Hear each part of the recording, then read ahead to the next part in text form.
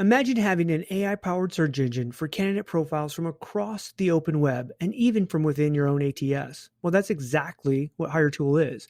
HireTool is a global talent platform that serves all recruiters, from small businesses to the world's largest enterprises. And with 750 million plus profiles from over 45 open web sources and channels and 30 plus integration partners, there's literally something for everyone. Recruiters can find more talent with AI sourcing, send unlimited emails, and integrate with your favorite recruitment tools all in one platform. If you're spending hours looking for qualified candidates, underrepresented talent, and updated contact information, then HireTool is probably what you need for your toolkit. HireTool is a platform that helps great recruiters accomplish more every single day.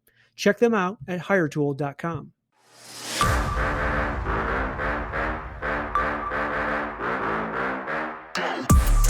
What's up, HR Famous? It is JLee, and I am here with my friends Chris Dunn and Tim Sackett.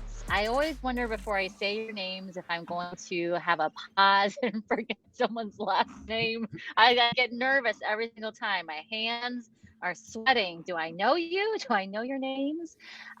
Well, guys, we are, I don't know how many months into the pandemic, like 20, 21 months, and yet we still haven't figured out how to do this work from home business, but it's amazing. So we'll get into that. But how are you guys doing? I'm so confused because what everyone doesn't know is like we see each other on a screen and like you guys have switched places. So I look at you, Tim, and I'm expecting Chris there, and then it's vice versa.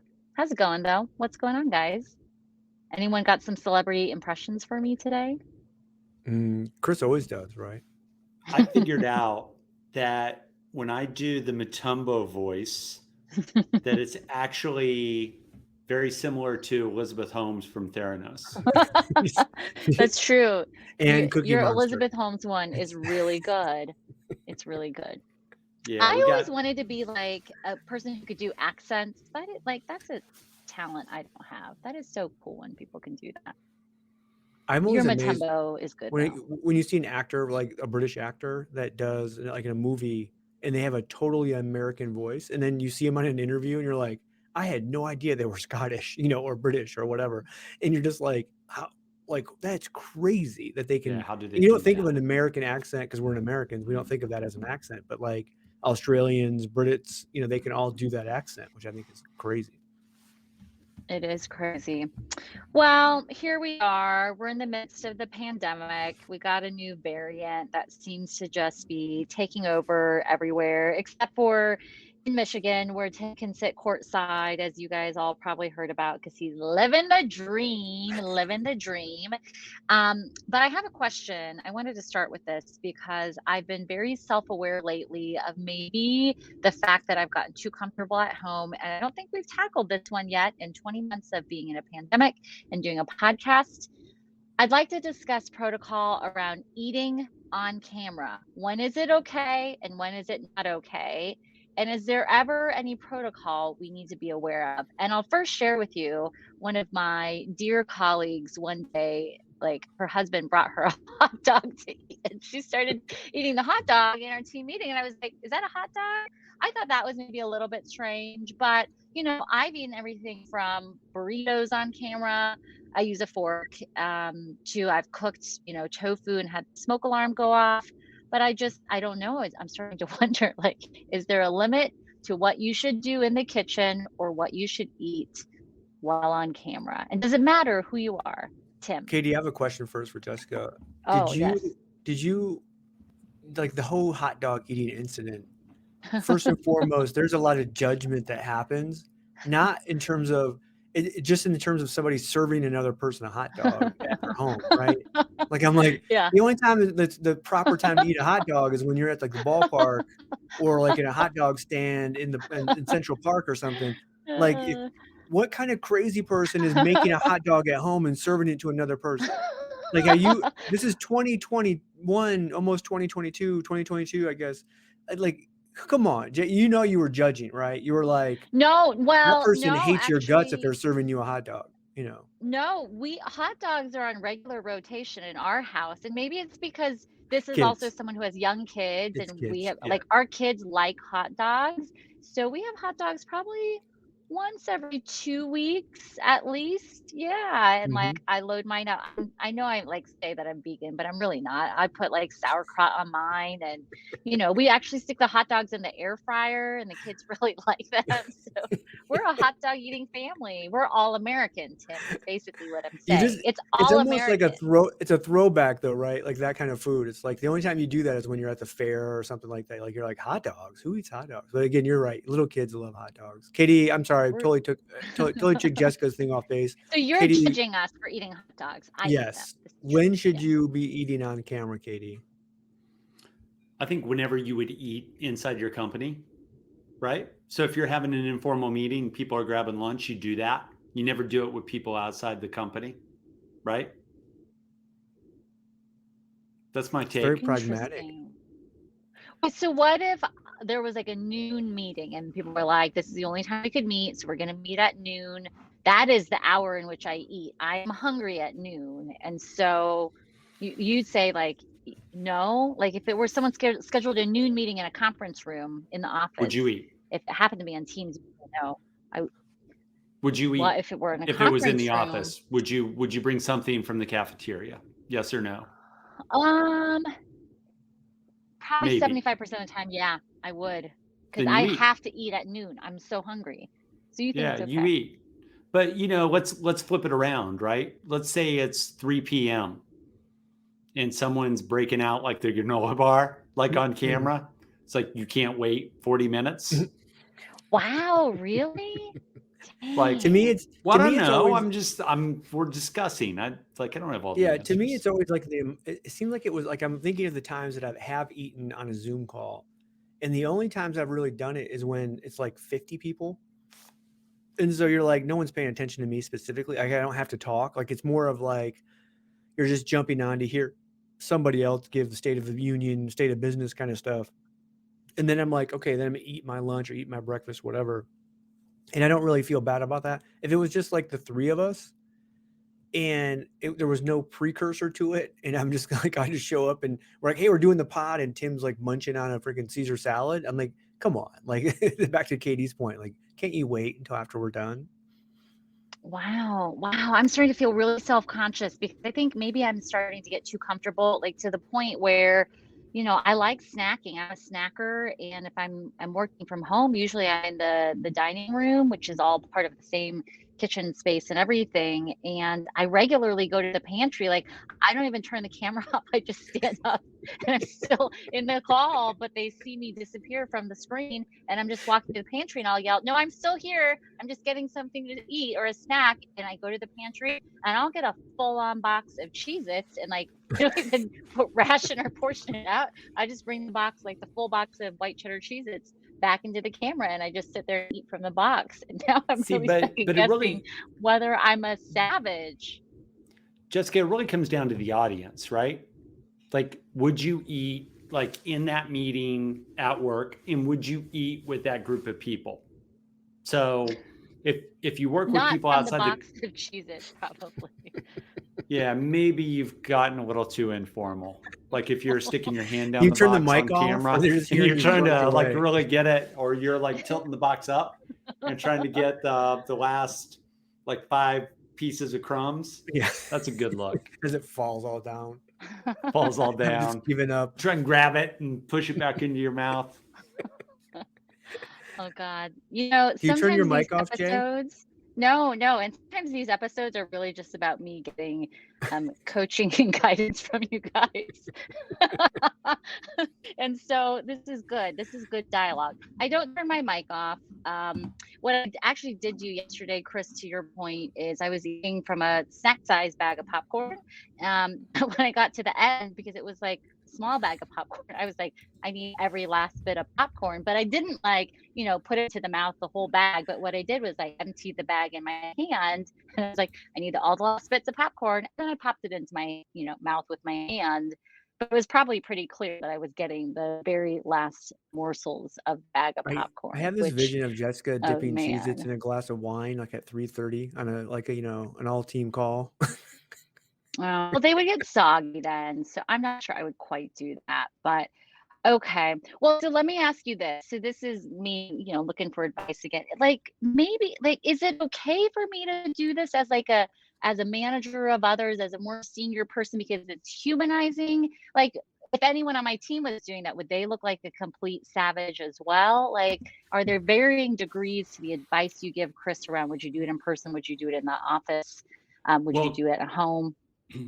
yeah, Christian Dunn, life coach, would tell you to look for, the takeaways your team is gathering from you, Jessica. So if your team is not following your Um, social cues and mimicking your behavior, the anthropologist in me would say that maybe that's not the right type of activity to be doing. But if you've transitioned 2 of the 5 or 2 of the 6 into being comfortable eating with you as a leader, then clearly you've turned the corner and you've created your own cultural gravity, trademark, Christian Dunn life coach. You've created that your own cultural gravity that will serve you well from a retention perspective. I just want to get like raise it up and like find out where it becomes like wrong for Jessica. Like when she shows up with a lobster bib and she's cracking like shells. Have you now said, okay, it's too much? It's God damn it, Jessica, it's You've too gone much. too far. You've gone too far. Well, I'm gonna have to be a little reflective about this. No one's ever given me the feedback to say we don't want to hear you eating and chewing while we're on calls, but maybe they are judging me silently. See, Interesting. I think my thing Okay. is like when you're in a conference room with other people, let's say it's like just standard size, like 10, 8 person kind of table. There's people that will bring coffee in or bring something in, but like you always have to like be careful about the noise it makes, right? Because you don't want somebody talking Mm, and you're sitting there munching on chips, and people are like, mm. "Can like what is wrong with you, you pig?" Like just stop. So I think like I'm like fine if you're like on a Zoom call eating, as long as you like turning the mic off. No one wants to hear that. Mm, riveting. Okay. Riveting for others, really a moment of self-reflection for me. But I'll have you all know, I was amused when the hot dog eating happened on my team meeting. And I um I was amused. I was like, oh, look at you eating a hot dog. That's really nice. And also nice of her husband to bring her a hot dog So at nice. 11:30 to be like, hey, you might want to eat. I'm sure you'll be getting hungry soon. I mean, Were that's a you good trying to spouse get to right the there. sexual innuendo part of that? Of the hot dog No, eating no, on no, camera? Or not like at a all, not banana? at all. No, not like it wasn't No, no, no, like we're making we're fun of that? skipping. No, no, no, no, Because we're like not my going team there. makes fun of anybody in our office. Like they basically have said you cannot bring bananas in the office and eat them. Like you just stop that. Well, there's a proper way to eat it if you're gonna eat Yeah. a banana in front of other people. You gotta break it apart and then yes, yes, there is a way to do it. Okay.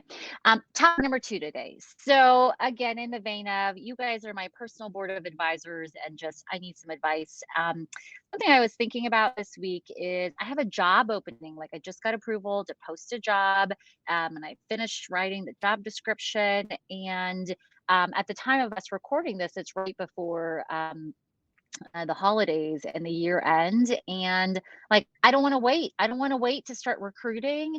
And the someone had made a comment to me like, well, what's the point of you even doing it right now? It's the holidays. And I was like, well, is everyone taking time off? I don't know. And also like we're in a pandemic. Like I think some people might be around, and maybe I want those grinders who are like open to having a conversation and not just being off. So anyways, I just think there's this old adage of like timing of when you should start recruiting, or everyone's going to wait till the new year. And so, like, I want to get going now, but like, is that bad advice? So, Mr. Christian Dunn, I start with you. Like, can you help guide the way? What do I do? And it's a really good job, by the way. Very interesting one, but we can talk about that after we talk about shall I post the job and start recruiting?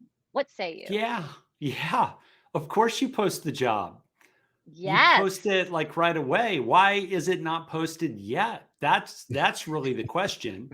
And, with all apologies to the good people who gave you said advice, because I'm sure they're brilliant, but there's going to be a lot of people with downtime. And guess what? Your most energetic, career minded people who are going to do great things, who are thinking maybe there's a change that they want, they're going to be scrolling. So Love it. get it out there in a smart way. customize it a little bit if you can. But yeah, you get it out there. Right, Tim? Yeah, no, I think you get it out now, but I also think because you think of all the people that they have that New Year's resolution, like this is the year I'm going to change a job, right? So you have it out there, so they start looking New Year's Day after they got totally smashed New Year's Eve and made a fool of themselves. Now they can go out and they're half hungover looking for a new job.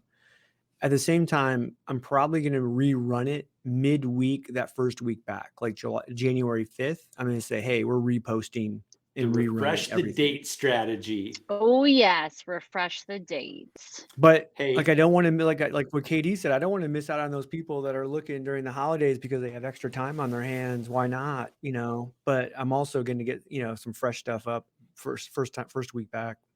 Hey, speaking of the refresh. I'm looking to see if my job got posted. Yes. Okay. Oh, what's the title? Oh, you already told them to do it. You were just like testing us, JLee. Well, no, I mean, Now I she's was checking like, though. well, is this advice like valid? What to do? And I like, if I put my old recruiter hat on, I could also see, there's pressure around time to fill and things of that sort. And like, is this going to extend the window? And like, how's that going to affect someone's metrics around something like a time to fill? But the job is a vice president for global leadership development.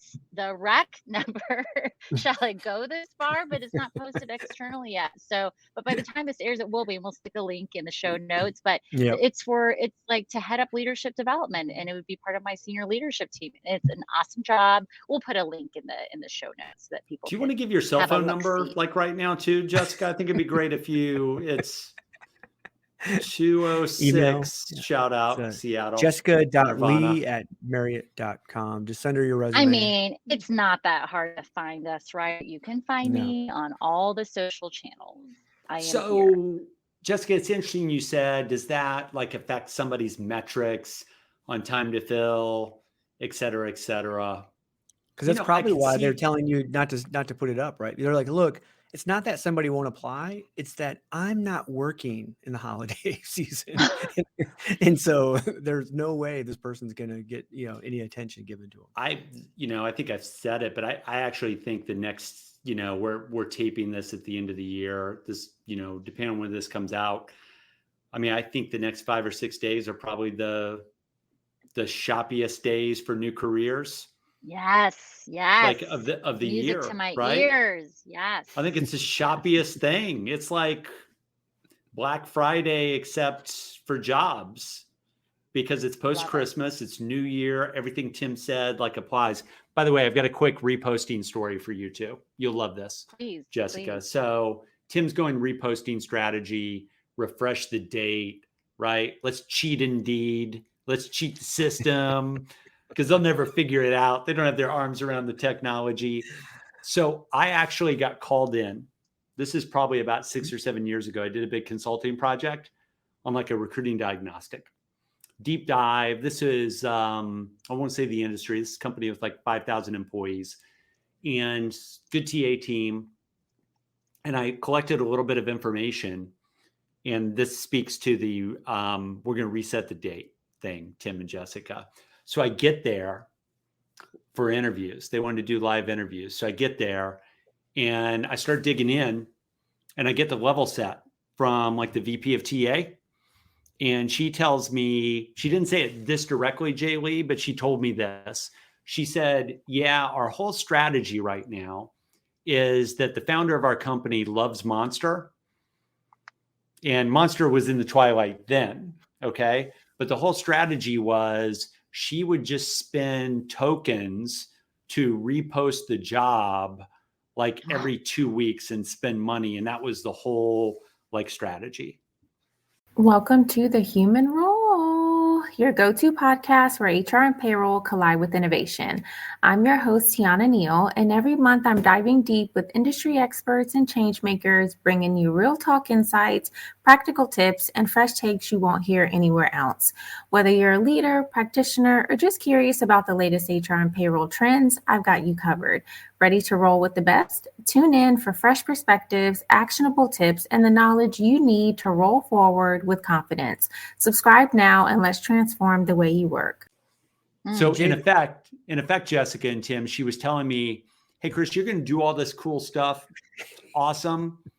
We really just brought you in as the stranger with a briefcase to say, stop spending tokens on Monster. Okay. Okay. So I'll check in with more you. Tokens. It's Monday. I'll check in with you on Wednesday, and Godspeed, whatever you got, but make sure you get to that. Okay. That's number one strategy change we're going to do. We're stop doing that. Jay, I'll tell you maybe one way to tackle this would be, so you have your title, which you said, which was great. And you got your job description. You put that up right now. You measure the results. January 5th, 6th, whenever you decide to rerun, slightly different title, change up the job description a little bit enough so that from a kind of a posting perspective, like the Indeed won't see it as the exact same job. And so they'll repost that, but you take down the old one, right? So the moment that one goes up, you take the old one down and then just measure and see, like, did it work? Did more people apply during, the holiday period, or more people going to apply after? Are you going to get the same people to apply? Like, it would be a good strategy, like A/B, to figure out, what would happen. Oh, I like a little A/B testing. By the way, between three of us, like if we are ever a hiring manager, as I am in this situation for a job, like I guarantee you that we are going to be like the best possible hiring managers ever. Like I'm an amazing hiring manager if I'm working with a recruiter. Like I am responsive. I write good job descriptions. Like I'm going to take it into my own hands and like manage this, the whole process and the candidates with so much care. Like I ain't going to be sitting around on a slate of resumes that you've sent me. Like I'm moving lickety split. So like, don't you worry about that time to fill. Like I'm not going to be the one to drag it down. Like we are moving quickly. Oh, you're probably giving them, names of people to reach out to. Like you're doing some sourcing for them. Like, I already started sourcing. See? Hello. Like you can't like unlearn things that you are in your DNA, which is different from Chris's rolling his eyes. But like, don't they say like doctors are the worst patients? Like this is the opposite of that. I wasn't rolling my eyes at you, JLee. I was getting ready to come in to say, hey, as we talk about like the posting date, there's also this thing called sourcing strategy for VP level positions. And maybe it's not all about the date. Yeah. But I digress. Tim was speaking in general terms, how one might want to go about doing this. This is true. All right. Well, we're going to put the job posting link in the show notes, and then everyone can judge whether my job description writing abilities are really all that or not. Now I'm second guessing myself yet again. This is just basically the episode in which I question my capabilities and judgment throughout the entire episode.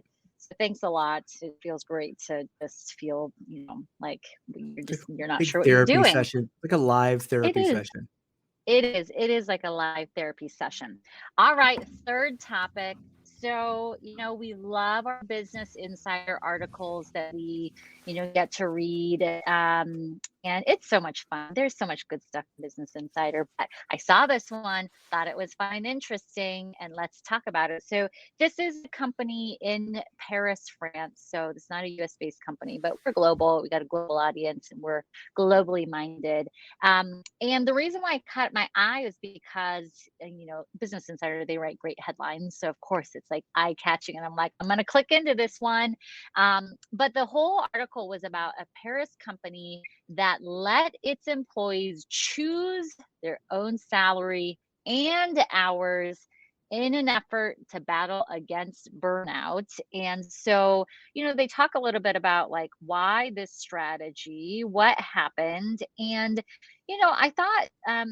I thought it was interesting. So first of all, when they shared this idea with their accountant, who I guess is maybe like the equivalent of their CFO, small company, they said, worst idea ever, don't do it. But then they decided to go forward with it. And here's what I thought was interesting in terms of their approach, and then we can talk about what happened.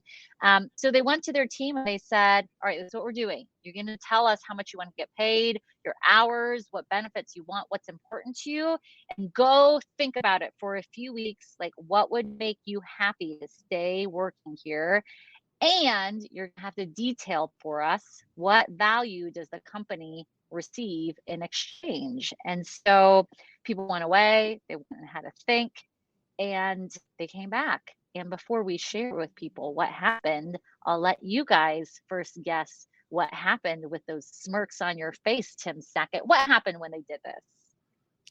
Oh, I'm guessing you have some people, that probably came back and said, I want to make as much as the founders or the principals or whatever, right? Like, hey, you're always going to have a small percentage of individuals that think they're as valuable as anybody else in the company, which becomes problematic because it's like, well, yeah, we told you could pick your own salary, but there's no way you're going to make the same as me. Like I'm the owner or I'm the CEO or whatever. You probably had people that said like, hey, I don't need any more money, right? I need other kind of fringes or whatever that might be. I'm assuming all of that kind of happened. The difference being, right, is it's not necessarily about, you're not really letting somebody tell you how much they have to make. It's really about the conversation you're about to have with that person about what's it going to take to keep you, right? Satisfied, happy, engaged, blah, blah, blah. Katie, you gotta smirk. You just went deep on me with that last part. It's really about the conversation. It's about the Jessica. conversation. It's about Katie. Satisfaction. I felt like we were in a therapy kind of mode today. So I was like, I'm going all therapy. Why are you mocking him? I liked where he was going. I thought it because was usually he's the insightful. most disruptive of the three of us. I think that's fair to say. That's so true. It was interesting to hear him get all like in his feelings and kind of curl up like with one of those blankets that's like a sack where you just blanket. get into it. It's the weighted blanket. A and you swaddle. The weighted blankets are awesome though, by the way. You swaddle like in it. Jessica, so my take on this, I haven't read the article, by the way. So they can't, like, the great story would be they would get back to neutral on overall spend, right? That some people would do this, some people would do that. But the problem is people already make a certain amount of money. So nobody's coming in and taking money away from themselves, which I think is super problematic. And the only other thing I'll say is you kind of break down the results for us, Jessica, is the last place most non-sales people want to be is with the accountability of X times the revenue you bring in or the value you provide. Even if you could measure all of that, they would be shocked by, like, when you really get into the brutal, like, economics of it, like what salespeople have to carry. Tim, do you have a number? I think, like, my partner, Shannon Russo, would say that just to be break even, somebody's got to go 4 to 5 times their comp package in terms of the business they bring in. Yeah, we're 5 to 6. Yeah. Okay. So you took Dang, it up a notch. 5 to 6. No, I mean, but the question is like just to, like, we just don't, like, so often I think most, Katie, you just kind of mentioned is like, I think most people said, oh, if I make $100,000, if I bring in $100,000 of revenue margin, whatever measure you want to the company, then that should be good. Well, no, that's not good, because that's just you're back at zero again, right? So why would I bring in the extra hassle of having another headcount if you're just going to be equal? I need it more than that. So then it's like, oh, well, I brought in 150,000 to my 100,000. Well, still, for most companies, not good enough. When you start saying, hey, if I put $100,000 into the stock market, I'm going to get, over a year's time, 2 years time, whatever, without any hassle at all, I'm going to get that money back. So it's like, that's kind of like the game you play in terms of kind of what that revenue is. But anyways, Jay, I'm interested too. I want to hear what's happening. Well, because as Business Insider, they spoke to a few people at the company to get the perspective of what happened. But what I liked is, so you're spot on, Tim. So like some of the people went in and asked for more, way more, like a pay increase, all sorts of other things that maybe was too big. And then there were some that, really wanted some other benefits, like they wanted more flexibility. They wanted a different schedule. They wanted guarantees around boundaries, being maintained. And so in the end, like, it wasn't like a crazy impact to the organization. And what the founder said is that it really pushed standards of excellence through the roof. And that, her perspective was, you hear all the time that people never work as hard as the founder, but she actually finally feels like this effort and that, the process they went through had this outcome of everyone operating more like a bunch of founders, because they had, the flexibility to kind of define what they do. But, the thing that I think is interesting though, so there's two like watch outs if someone were to go through this process. I mean, one is I would hope we all have like a sense of what motivates people, what is of value to them. And like, it shouldn't take this exercise to like find out what do you care about? You care about time off or you care about money or whatever. And I think a lot of times most people aren't good at articulating these things up front, but my hope would be it shouldn't take this. I guess the other thing that I would say is like, they don't talk about this at all in the article. And I'd be curious, like, there are going to be people who don't know what they're worth and don't know how to ask for what they're worth. And like, what happens to those people? Like, are you going to do something for them to offset it and help them understand what they should be asking for? Or are you just going to let them settle and then ultimately create, potential equity issues or because we engagement know issues later there's on down the major line? gender equity issues when people about asking for raises and stuff like that, right? 100%. Yeah. Hey, Jessica. Hey, Chris. The baller move here is to get a 3-day work week for the same money out of this. Right? What are you going to do with the other 4 days of the week, though? Like, who are these people? 3-day work weeks. What are you going to do? Right. Focus on your health and wellness. We're all achievers here. Mm-hmm. I get it. But the baller move would be to say, watch more Netflix. I think all of this is a giant like game that they're playing with us. So I'm going to zig why all of you sheeple are zagging. And I'm going to say this. I'm going to say, I'd like to get paid more, but I don't think that's economically feasible for the company. So what I'm going to do is I'm going to get the same amount of work done in 4 days. I'm going to take a 3-day work week.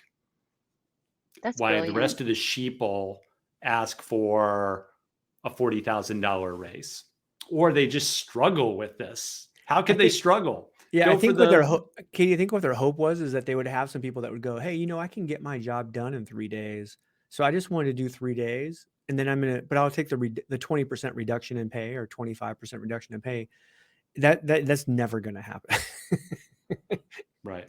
For sure. I'm going to go have a think about what am I not getting that maybe I should get? And what is the value I provide? That's interesting. I like it. This is good. You know what we have friends, shout out to like Kyle Luganis over at GM, and we have some other people we know. Like one of the perks they get is, especially at the executive level, they get like a free car, like they get to choose, right? Based on your position, you get the better, you can get a Cadillac or maybe, a Fusion, Tahoe. maybe. Yeah, you're not getting, that's a Ford, but anyways, like you get like a cruise if you're like really low end manager. But no, I always was envious of that. I'm like, oh, they get a free car. Like that's awesome. Yeah. Yeah, I talked to a recruiter once at Audi of America, which includes Volkswagen, Audi, and Maserati. No one gets the Maseratis. I believe it's Maserati. But anyways, you try to get that in there. I know you get a free car every 2 years, but because like they want you to drive it, not that you're not going to, but they also cover a portion of your car insurance, gasoline. I mean, that's pretty cool. Not as cool as like access to travel and hotel rooms, but like I was like, wow, car insurance and like shout out and gas, like that's pretty cool. So love those interesting benefits that you can get as a part of like those brands. It's pretty cool. Well, guys, it's been real. Thanks for the self-help, although this last topic, not so much self-help, but hey, I only talk to a lot of people, so you guys are the ones who have to give me advice and guidance. And by the way, here's the story of what happened on eating on a call. I was feeling really bold and comfortable one day. It was a noon meeting, and I really want to eat something healthy. A lot of times I'll just eat a frozen. Well, a lot of times I'll just eat some frozen burritos, and like that's real. Like I don't know why I like that. But anyways, decided I was going to fry some tofu and make like a vegetarian tofu bowl. And I think I got carried away in the meeting. I started frying the tofu, and then I forgot about it, and then it started burning, and then the smoke alarm started going off, and I was like, "Hold on, I'll be back. I need to go like blow the things and like get the smoke alarm to like turn off." And it was really mortifying, but I think people were really amused, at least so they said, probably embarrassed more than anything, because there was an external person on the call who was also probably like, oh my gosh, you're a train wreck. So, that was my lesson learned. I'm not going to fry tofu on calls anymore. Maybe I'm going to be a little bit more cognizant of what I eat. So good food for thought. Now I'm hungry thinking about all this, but What are you going to do? Well, that's another episode of HR Famous. I'm Jessica Lee for my co-hosts, Tim Sackett, Chris Dunn. That's another episode. It's a wrap, and we are out.